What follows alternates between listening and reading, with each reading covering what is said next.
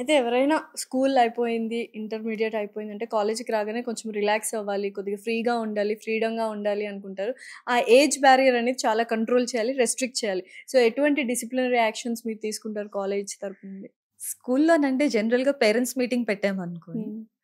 Almost 95-97% of the parents attend అవుతారు. అవును. డెఫినెట్‌గా. సో, గ్రాడ్యుయల్‌గా అది డిక్రీజ్ అవుతదనమాట కౌంట్. ఓకే. ఇంటర్మీడియేట్‌కొచ్చినా సరే, లేకపోతే బీటెక్ ఆర్ వాటెవర్ గ్రాడ్యుయేషన్‌కొచ్చిన అసలుండవుగా తర్వాత పేరెంట్స్ టీచర్ మీటింగ్‌లు? ఉండదు. ఆదిత్యలో ఉందని మాత్రం చెప్పకండి.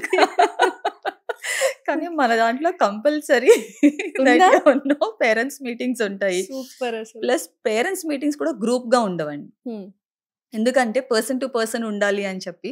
సో, ముందర రోజు మనం కాల్ చేసి ఆ పేరెంట్స్‌ని రమ్మంటాం. సో దట్ ప్రిన్సిపలే డైరెక్ట్‌గా పేరెంట్స్‌తో గూడా కాన్వర్సేషన్ అంటే స్టూడెంట్స్ అటెండెన్స్ ఎలా ఉంది? హ్మ్. వాళ్ళ కోర్సెస్ ఎలా చేస్తున్నారు? అటెండెన్స్ ప్లస్ మార్క్స్ రిజల్ట్ ఎలా ఉంది? సో, జీడీస్ ఎలా అటెండ్ అవుతున్నారు? సీఆర్‌టీ ట్రైనింగ్ ఎలా తీసుకుంటున్నారు? అరిథమెటిక్, రీజనింగ్‌లో, అభ్యాస్‌లో ఎలా ఉంది స్కిల్? ఇవన్నీ కూడా డైరెక్ట్‌గా ప్రిన్సిపల్ స్టూడెంట్‌తోని, పేరెంట్‌తోని డిస్కస్ చేయడం జరుగుతుంది.